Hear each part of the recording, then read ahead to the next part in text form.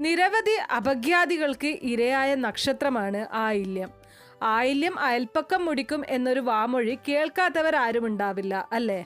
ഈ നക്ഷത്രക്കാരനോ നക്ഷത്രക്കാരിയോ അയൽപ്പക്കത്തുണ്ടെങ്കിൽ തങ്ങൾക്ക് ദോഷമാണെന്ന് വിശ്വസിക്കുന്ന ചില ആൾക്കാരുണ്ട്. ഇവരുടെ നോട്ടം കൊള്ളുന്നത് പോലും നന്നല്ലെന്നാണ് ഇക്കൂട്ടരുടെ വിശ്വാസം. പുതിയ തലമുറ ഇങ്ങനെയുള്ള കാര്യങ്ങളെ പലപ്പോഴും അന്ധവിശ്വാസം എന്ന് പറഞ്ഞ് തള്ളിക്കളയാറുണ്ട്. എന്നാൽ വീട്ടിലുള്ള കുറച്ച് പ്രായം ചെന്ന ആൾക്കാരൊക്കെ ഇപ്പോഴും ഇങ്ങനെയുള്ള കാര്യങ്ങളൊക്കെ വിശ്വസിക്കുന്നുണ്ട്. ഈ ഒരു കാര്യത്തിന് ആദ്യം തന്നെ നിങ്ങൾ മനസ്സിലാക്കിയിരിക്കേണ്ട വസ്തുത ഇതിന് ജ്യോതിഷവുമായി യാതൊരു ബന്ധവുമില്ല എന്നതാണ്. വാമൊഴിയായി പറഞ്ഞു വന്ന ഒരു കാര്യം വിശ്വാസവുമായി ബന്ധപ്പെടുത്തി എന്ന് വേണം ഈ ഒരു കാര്യത്തിൽ കരുതാൻ. ജ്യോതിഷത്തിലെ 9ാമത്തെ നാളാണ് ആയില്യം.